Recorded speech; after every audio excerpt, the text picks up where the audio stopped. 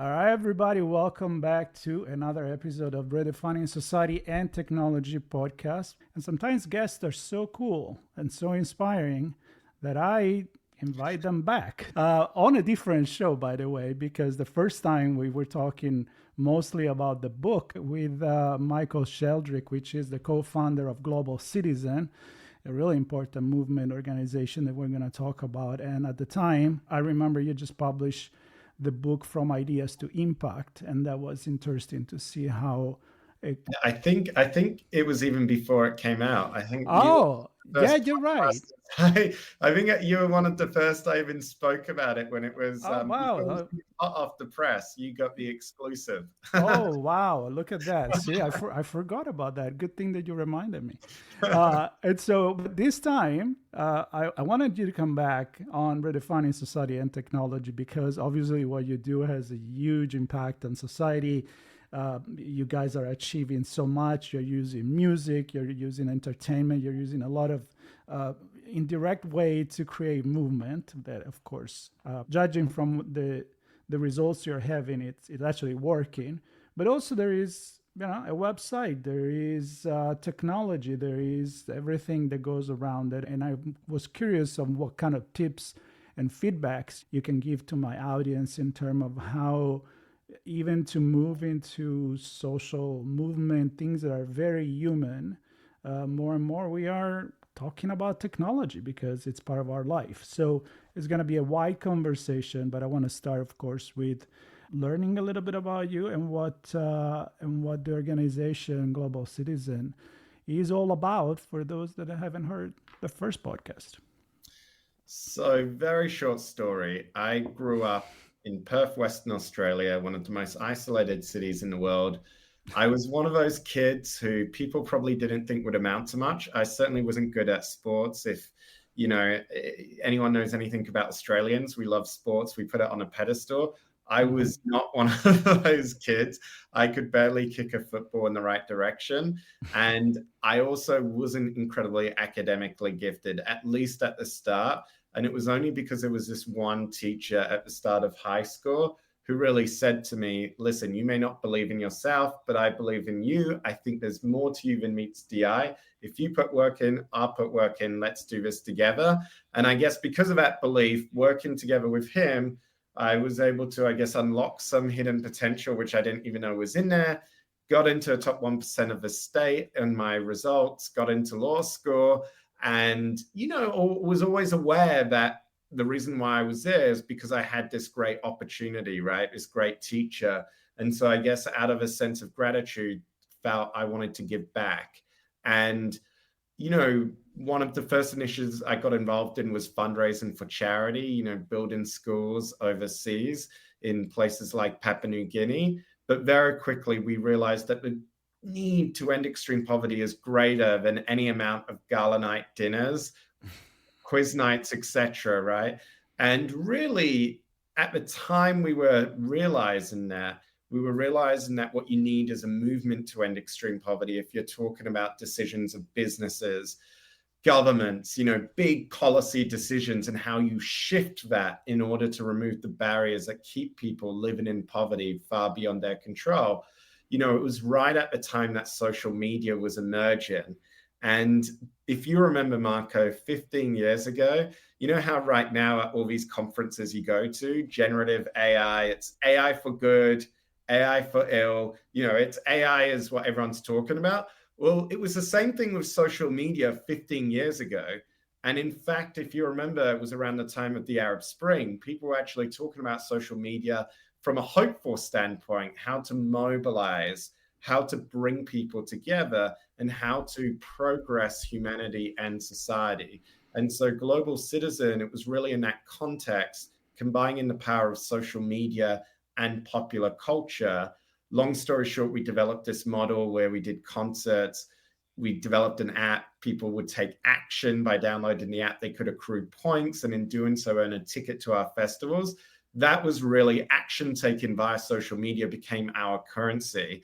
And, more than a decade and a half later, we've generated more than 40 million citizen actions that has helped unlock, together with our partners, more than $40 billion impacting the lives of more than 1 billion people in terms of life-saving interventions. And so that was really, how we used technology and popular culture to advance our mission. I love that. And that's why I thought after we spoke the first time that we wouldn't move it into the Redefining Society and Technology podcast, because you just summarize it. I mean, you saw an opportunity with social media. Yes, I remember 15 years, 16 years ago. I remember even earlier than that, when maybe the conversation would have been, let's put up a website, like, because social media was a very big revolution or evolution of the internet itself. It really connected people for good and bad, because everything, I think, it comes with good and bad, especially when we talk about technology. But you definitely use it for good. So I like to go back there at that time. And was it for you like a bet to say, well, there is this social media, let's give it a go? Or did you really sow this communication aggregation way? I mean, did you foresee with your bad money that it was going to work?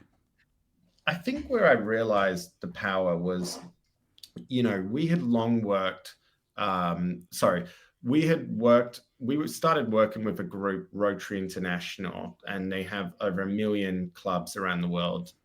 And they had long worked on this long-standing effort to eradicate polio and make it the second human disease in history to be eradicated.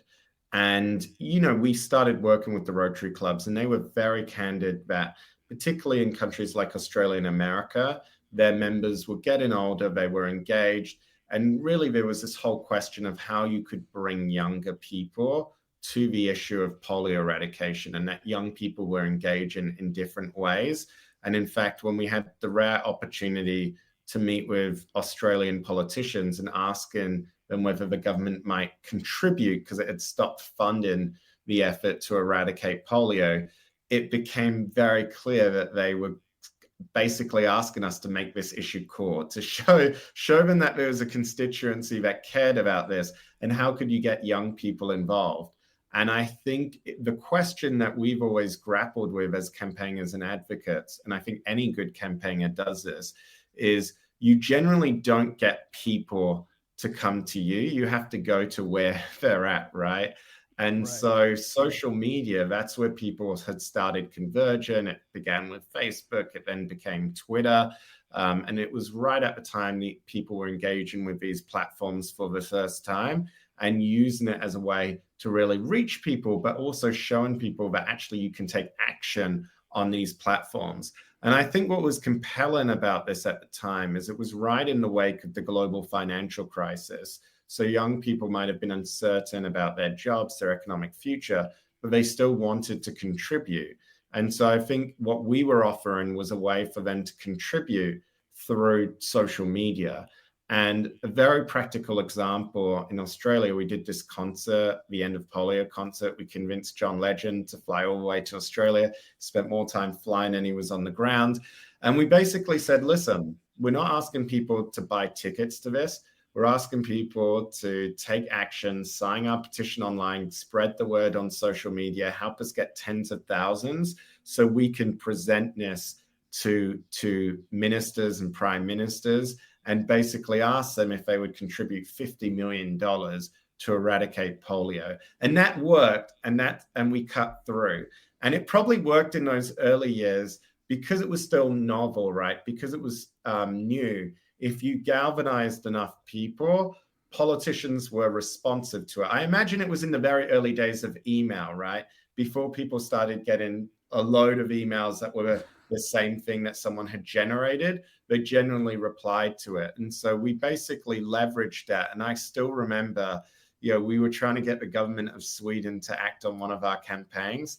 This must have been about 2014. I still remember getting a phone call from someone in the Swedish Foreign Ministry saying, the Swedish Foreign Minister wants to board this plane, but she can't see her tweets and reply to it because she's getting so many tweets from global citizens that she doesn't even have time to respond. Wow. So can you call it off, right?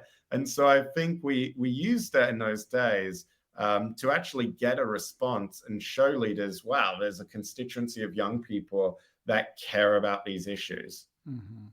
I love that because that's the multiplier, right? Like Yeah. it's kind of like when you talk about cybersecurity. It's not that you look at different way to create fake email. The Nigerian prince or the Spanish prisoner. There's stuff that have been working before email, except that when you go to email and now in AI. You multiply that. Instead of sending one letter, 10 letter, you send thousands, and now with AI you can actually personalize that. So maybe we'll get to AI in a little bit, but I do love the fact that you saw the opportunity there. But the other opportunity that is that John Legend, and you worked with Miley Cyrus, you work with really big names in the industry, and I feel like I love music, and I feel like I look back when I was a kid listening to the music from the 60s and the 70s, how a lot of bands, a lot of singers and artists, they were moving large amount of people by either the war in Vietnam or the old 60s, the Summer on Love in San Francisco and all of that. And I think that there was a period that maybe wasn't that hot, although I remember the concert for in the 80s for the food Live Aid. Yeah, Live Aid. Yeah. And it was big. It was really big. So was it hard for you to make the connection with the musician that could say, all right, I'm going to give my time, which is worth a lot of money, right, for a cause? I like to think that music, it's important, not just because it's entertaining, but because it's storytelling. It tells a lot of good things and move people. So putting the two together, was it hard? I mean, it was hard at first because basically, and you learn this, when you first start out with, and it's not just in the music community, it's any industry, but when you have an idea, you find that when you're asking for people to help you, very many folks will respond basically saying, listen, it's a great idea. Come back to me when you have other people jumped on. Right? Yeah. People want to jump Show on. me the money first, or the numbers, or train that's leaving the station. Yep. Yeah. And so you need those people. You need people like John Legend, who, by the way, is still working with us. Later this month, we're going to Lagos with him for Move Africa. It's our international touring circuit. So that literally has been a decade and a half as partnership, the same with Coldplay and others. But you need those people to buy into the idea and to actually understand the potential. And I think what we were trying to do at that time, and we still are, was basically to say that there is another way to engage people beyond asking them for money. Yes, people can donate to charity, but people are also looking for solutions more broadly, and they're looking for ways to engage their fans beyond that. And I still see it now in response to the California fires. What was interesting, recently had this Fire Aid initiative, which I think was incredible. You had all the industry players coming together. You had all the artists coming together, donating their time. And yes, that's raised a lot of money, charitable dollars, to provide immediate relief. But it's great that many of the artists that we've worked with for many years have been reaching out and saying, well, let's also be real to the fact that apparently there's $100 billion in damage that these fires have caused. More than 60% are uninsured, right? California's rainy days fund is just $10 billion. And if this is the first of many natural disasters that we might be impacted by, we need to think about this in a different way, because no amount of charitable dollars, $1 million here, $1 million there, is going to address this. And the thing is, for artists are thirsty for that. I just finished a call. We had an entire, Zoom with representatives from across the music industry asking these systemic questions and also wanting their fans to get involved. So I think people have also recognized that, as I talk about in the book, and as you gave me the opportunity to highlight last year, that systemic challenges require systemic solutions. And how can we all be part of that? Because the reality is whether you're an everyday citizen or a cultural icon like Taylor Swift, there is a role we can all play. Absolutely. And I love the fact that you said at the beginning, and I think everybody found himself with a good idea, and people forget where they started from, right? It's a thing like, remember when you started, maybe you were looking for a gig to play, and maybe at the time people were like, yeah, but how many people can you bring on the stage? And then you'll probably be like, I don't know, I'm just starting up. You needed someone that believed in you, like your professor in school that say, hey, you got potential. And I think that if you start that potential, you got potential chain, then you can play a much bigger role right now. And have you used a little bit of the gamification system into the donation, into become a citizen? Because I'm asking you because I get kind of that feeling when I go on the website of Global Citizen, is like, you become a citizen if you do certain things, right? And you get that empowerment to say, well, maybe I don't have the money, or maybe, a restraint in an economic situation, maybe I have $1, but I get some times on my hand, and I get something I can do. And again, technology can really help in doing this. So I think it's two things. We acknowledge that ultimately people have a whole range of interests, right? Whether that's sports, whether that's music, whether it's chess or it's reading, whatever, right?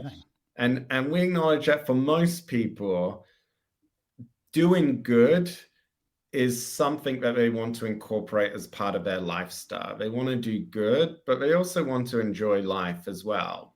And that's the point of living. That's the point of being around. And so I think the idea of giving a reward that aligns with someone's interest, it's really as a thank you. It's saying, thank you for taking action, and here's something you might be interested in. But what I find year after year is how people get exposed to the platform and then they stay taking action. And one of our supporters is Bridgewater Associates, and the CEO of Bridgewater. You might think, okay, this guy can buy tickets, he can go. Before we even knew him, before we even met him, he had basically been taking action himself and earning tickets every year to get into the Global Citizen Festival. Yeah, going back to 2012. That's cool. And last night I was at a function and someone came up to me and said that someone who had gotten involved now lives in Hawaii, is picking up plastic on beaches in Hawaii as a result of Global Citizen, right? as well. So I think it's an entry point to broader engagement, to learn about these issues, but it's also a recognition that, yeah, people want to enjoy doing good at the same time. And I think right now that's more important than ever, because you need to give people hope, and you need people ultimately to feel good, especially right now when we have multiple crises seemingly bombarding us day in, day out. And I think also a way to be exposed to good stories as well. So what's amazed me is the points of engagement that's often begun with earning a ticket to a festival. Yeah. Yeah. And I also wanted to highlight that because I found myself, let's say during the pandemic, like we do a lot of conference coverage. So we go places, usually cybersecurity or technology. And with the pandemic, it became virtual. And then eventually the pandemic ends, or, there's the tail of it. Yeah. And a lot of conferences, I'm talking about 40,000, 50, 60,000 people conference, B2B, some of them, they decided, well, we're going to go back to not streaming anymore. And I'm like, why would you do that? Because nobody, or not everybody, can afford to go to San Francisco, go to London, go to Las Vegas, go to Melbourne. And in order to get involved with the community or the network, you need to fork I don't know, $10,000 just to get there. So I look at technology as an enabler to say, I can do something somewhere in for something that happened in LA, even if I never even gone to LA, or help somebody in South Africa or in Africa or anywhere in the world. And there is that line that is very blurry at this point between what you do in real life, and I'm doing hair quote for the people listening to the podcast, and digital life, because I don't see that difference anymore. You do something online that changed somebody's life somewhere else. You've done something concrete. It's not a video game. It's it's not virtual reality that then you shut it down and you're back where you were. You're really changing things. And I want your perspective on maybe how in these 10 years you've been doing this technology advancement, including generative AI, virtual reality, whatever comes to your mind that you want to share. It's been some kind of another eureka moment for you to say, hey, maybe Global Citizen can use this, and maybe you use some of these data analysis, I don't know, whatever. Well, and definitely can dive into that. I think one point I just want to make as a broader one is that technology platforms today really enable all of us to be content creators. Yep. And the good thing is there's really a market like through the internet and around the world for really any kind of interest, right? Mm-hmm. And so my response to, as you said, conferences, going back to normal, blocking out ways to share content is okay. If you're producing that content anyway, why not leverage it to engage and recruit what could be a loyal group of supporters? And one thing I would say additional to that is we tend to underestimate the impact of people we reach online. And we don't think that often that people we reach online will translate into real world impact. So, we might have people in front of us. We might be talking about how they can make an impact. We might be able to track that.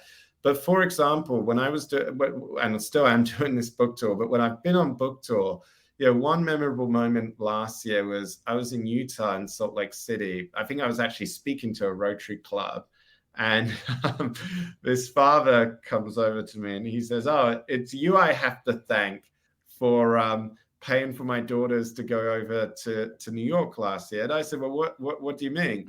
And he said, "Well, my daughters found the Global Citizen app, and we agreed that if they took action and won tickets, I would pay for them to go to New York to your festival, right?" And then he was telling me since what his daughters had been doing since then.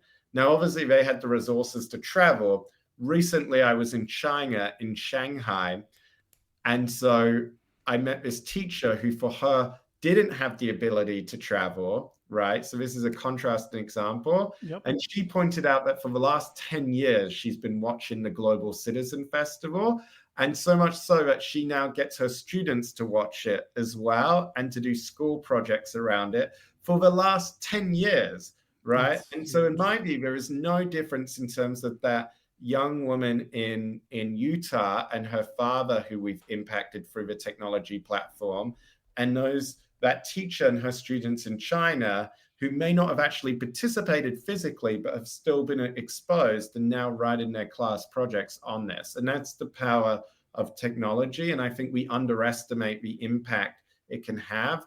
And even in small subtle ways, like I started a newsletter on Substack a few years ago, and I'm amazed by the response. And okay, it's only a few thousand, it's not a big community, but I write to them. But the number of people who say, wow, keep that up, that made a difference, I took action on that, and I think we all have the ability to do that and connect in a way which is really, that's the spirit of Global Citizen. Now, of course, to your point, we're also running a nonprofit, right? And we have to raise funds, we have to engage people. And in that sense, of course, technology helps us with efficiencies, right? I cannot tell you how much easier and faster it is to churn out proposals for grant applications. I used to hate grant applications because we'd be applying for this foundation, we'd be like, oh my goodness, I have to write this big grant. It's going to take ages. I have to copy and paste from there. Those days are long gone, and you can tailor it. It's specific. If you know how to use the technology well, it's really incredible how quickly that can make your life easier. The same for translations, for actions, and really also, I think as advocates, one of our best most effective when we're at our best, when we're at our most effective, it's when we're communicating in a way that audiences engage. To be able to use technology to help us refine our arguments, to put ourselves in the shoes of others, it's really extraordinary and can make us better advocates. Yeah, absolutely. And I want to go back to the lady in Shanghai that felt like she belonged, and it's not because it's not she never met you guys or been to a concert or one initiative.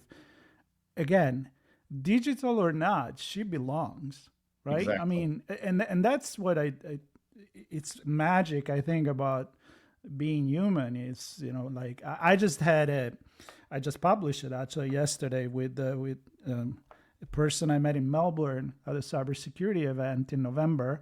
She does a lot for the young kids and educating for social media, cybersecurity, all of that. We were talking about the social media ban in Australia for Yeah. social media for the 16 years old or less. And, we were bold in what we think about it, and we didn't agree with it. Maybe it's going to shake something. But the point was the communities that may be broken by that, like she mentioned, like Australia, it's a very large country with a lot of remote access for people that are, in certain community to be able to connect together. And then all of a sudden it's like, well, no more, right? And again, I just want to make the point that just because it's digital, it doesn't mean that it's not real. So whatever you can use to get involved, it's good. Well, and I think one of the biggest things, right, is do you fight change or do you adapt to it? Right. And Love it. and I think, generally when you fight change, it never works, right? Like I remember back in the days when Google was first introduced, being at high school, and I hear these stories about some schools banning the use of Google, right? Or the use of Wikipedia. And actually it was about, well, no, just train people how to use it. Be alert if you're using Google, be alert to information sources. If you're using Wikipedia, go to the sources and find it out, and how do you use it in the right way. And increasingly with tools like AI, it's about the questions you ask and how quickly you can do it. Because trust me, I'm a professor now at Columbia University. You can tell if someone's just giving you something that isn't thought for and well thought out, and if someone's genuinely engaged with the subject matter. Now, I do think, that being said, there are questions for policymakers, for regulators, right? In terms of, okay, how are these technologies rolled out? In the same way with cigarettes that we publish health warnings about it, with social media, should we be publishing health warnings about it? Should we be publishing the risks? Do we need to put in a greater emphasis on social media literacy? When I was at school, I studied health like everyone else. You learn about sex education, all these important issues. Social media literacy should be part of that. AI literacy should Absolutely. should should should be part of that. And we should have debates around, intellectual property, for instance. Like, I think there needs to be guardrails in to make sure that AI doesn't infringe upon the rights of creators, whether that's musicians, filmmakers, to earn a fair income from their products, from their creations, right?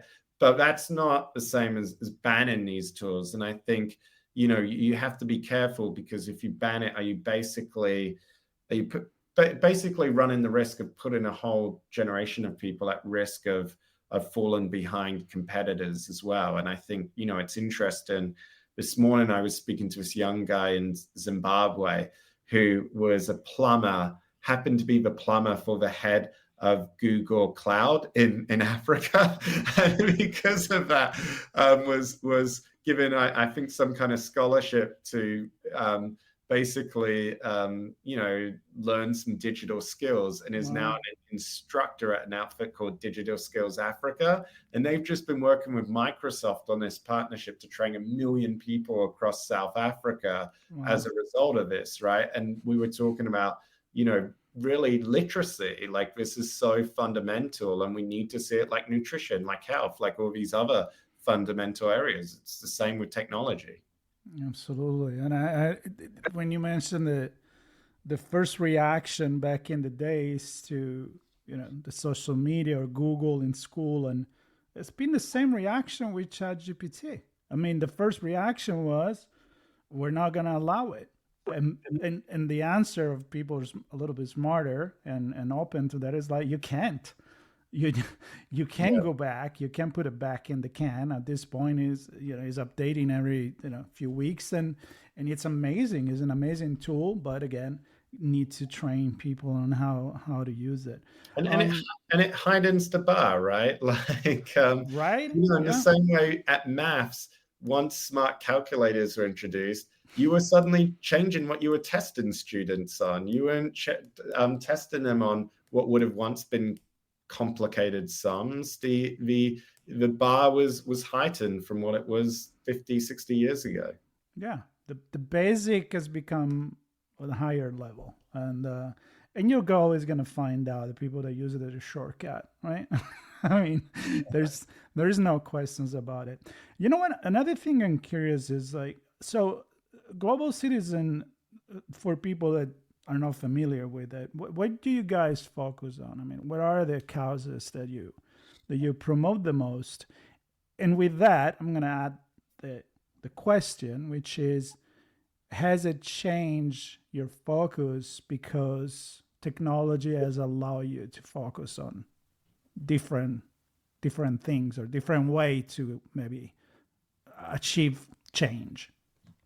Yeah, I think it has, and it hasn't at the same time as the short answer.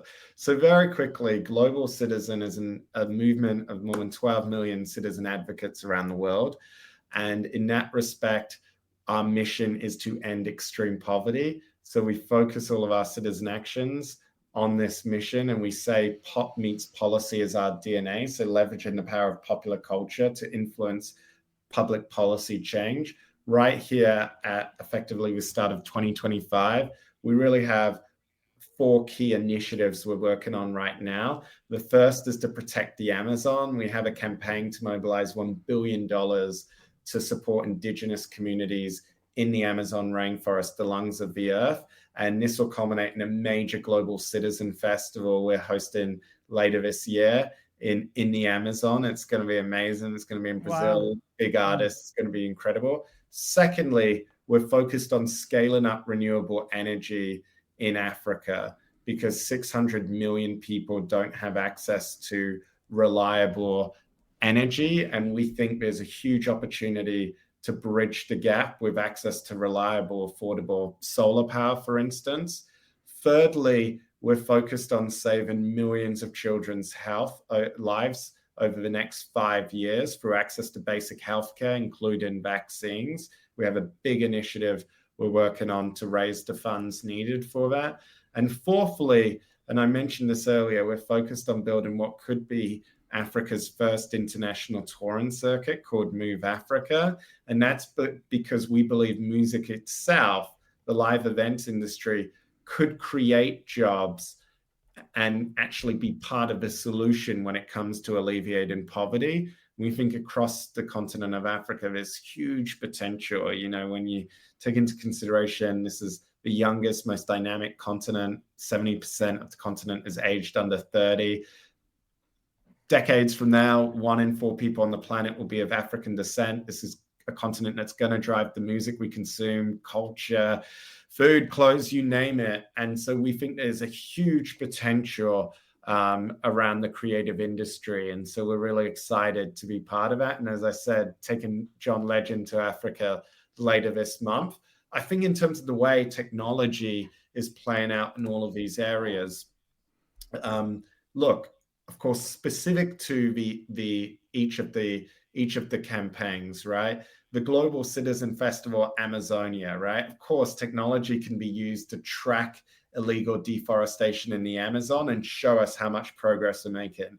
It can also be used to help us make festivals itself more sustainable. You know, last year on the Great Lawn of Central Park, we used a battery, for instance, for the first time. We powered it through battery storage. So we're seeing us being able to actually harness it to make our carbon footprint more sustainable. And that also goes with using the app, using technology to really take global citizens participate in and help them address their sustainability as well. Of course, when it comes to scaling up renewables in Africa, you're already seeing technology is at the heart of that. You know, you look at solar, for instance, you know, it's very different to fossil fuels. Fossil fuels is about a commodity. It's based on supply and demand. Now you're seeing with something like solar power, the technology exponential curve in the same way you saw this with chips manufacturing over the years as well. And that's why ultimately we're bullish that renewables is going to be the cheapest, the fastest way to supply energy. When you look at the cost from fossil fuel-based energy, it's mainly remained stagnant over the last few decades. When you look at our campaigns to mobilize commitments to save millions of children's health, you know, really the way technology is coming in there to show constituencies of people who care about this issue. We have a bold goal to increase our membership from 12 million citizens to 50 million citizens over the next 5 years to actually show leaders, well, people actually care about this.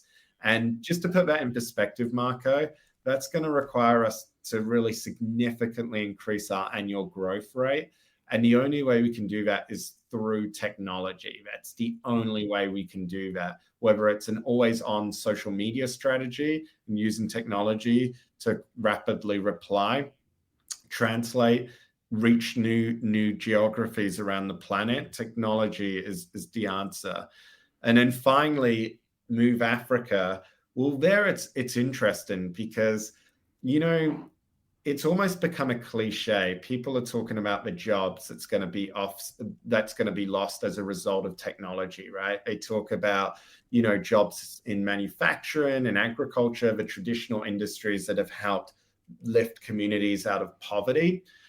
Well, then you hear people saying, well, the answer is creativity, right? People say, study humanities, study, you know, soft skills. Let's get people unleashing their creativity. But the reality is unless you have appropriate public policies in place around copyright, around intellectual property, the creative industry could actually end up being one of the most vulnerable to become an AI generation. But if we get that balance right, then creators actually have the opportunity to leverage the power of AI, produce incredible work and earn revenues from it, right? And these could be incredible, huge industries. Last year at the UK Economic Investment Summit, they listed the creative industry as one of the huge areas that could be a source of growth alongside clean energy, AI, etc., for the coming decades. So yes, there's policy challenges. We need investment, of course. We need people to be able to access the internet. We need people to be able to access energy.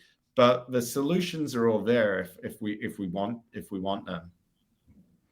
I think I was taking notes. I think I have ideas for at least another 10 episodes right now, just based just based on what you said, because you know my head obviously is going in terms of the new jobs that they didn't exist before. It's like that fear, the ludities back in the industrial revolution. I wanted to break the machine because the fear of it.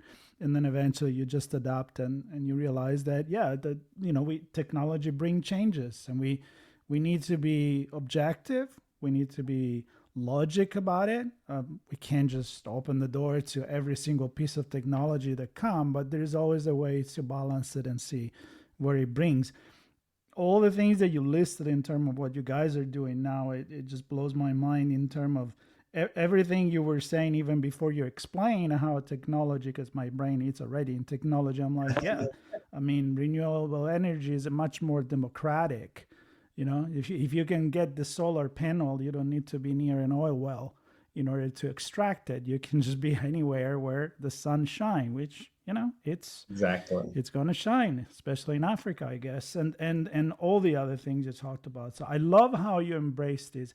I think a lot of people, when they think about resolving poverty in the world, they think about, I gotta give the money, and then I don't know where is it gonna go. Is it somebody gonna pocket it? And I'm thinking a little Italian here, but it's like, give me the proof of what you're doing with this. And I think you guys certainly, and I'm sure there's other nonprofit organizations that are doing an excellent job. I mean, you're proving the fact that you have been raising this money. I mean, I know you were at the World Economic Forum a few days ago. I mean, you're moving government, and I think that choosing to use the power of pop culture and that I think is a natural human need of people to do good. I mean, unless you're a sociopath. You know what's interesting? I think two things. One, yesterday I had the opportunity to present into this audience, and it was a fairly high net worth crowd. And what struck me is, they were all talking about what drove them and how much given was at the heart of what they felt was to live in a good life. And someone said,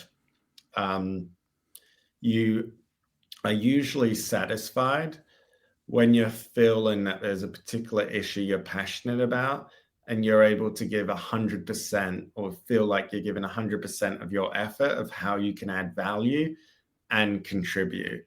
And I thought that was a good way of looking at it, because these are people who have made lots of money, been very successful, and yet they all had come to this realization that there was something at the core of giving. And the good news is today, we don't have to be Bill Gates, right? You don't have to be a billionaire in order to be a philanthropist. I genuinely think all of us, because of technology, actually have the ability to make a difference. You don't have to wait until you've made a big fortune.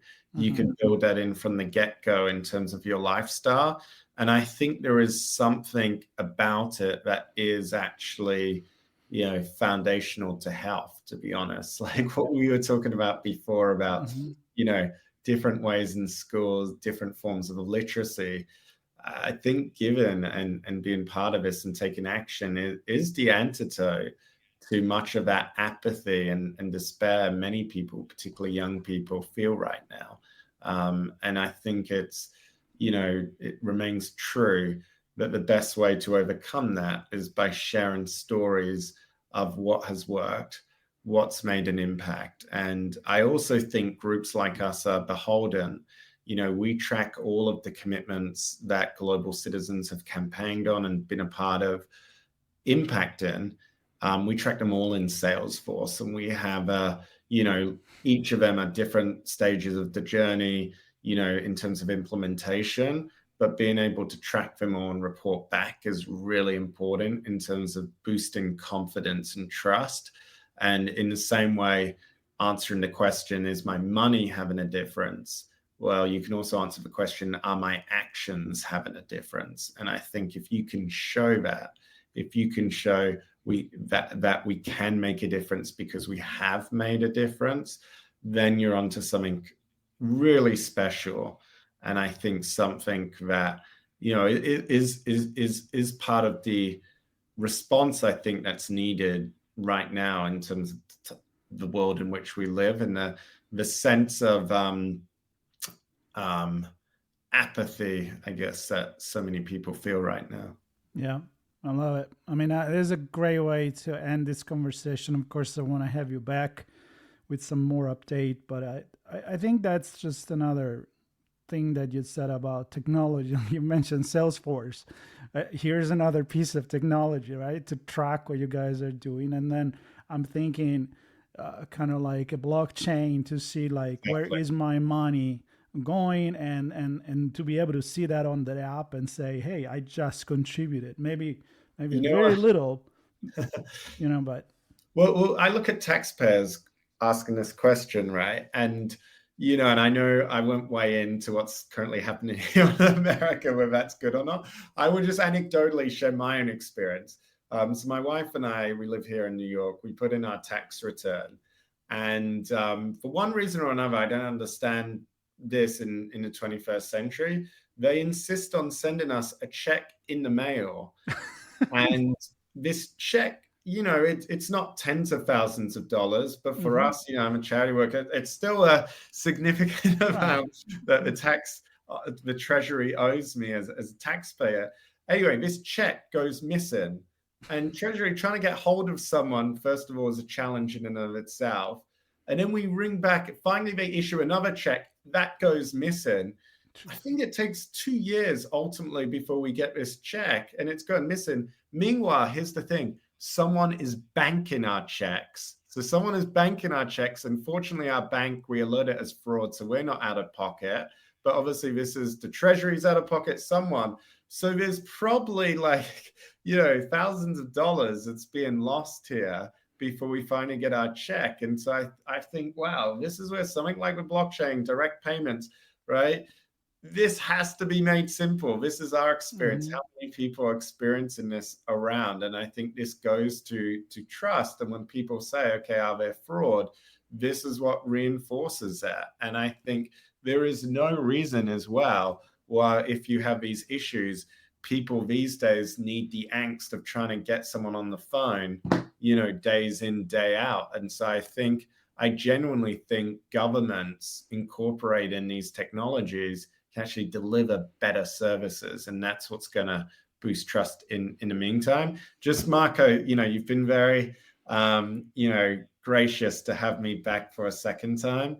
You mentioned the book, From Ideas to Impact, and I've been overjoyed by the response, and people have said it's a concise way to make a difference. I did want to share something because this is about technology, and this is go for it. In the spirit of giving you an exclusive again, I have been writing a bonus chapter, which I'm still finalizing, planning to release. It's actually called The Innovator. If you remember in the book, I have 3 other leadership stars, which I break down the visionary, the diplomat, the implementer. And this is about the innovator and how all of us can play a role.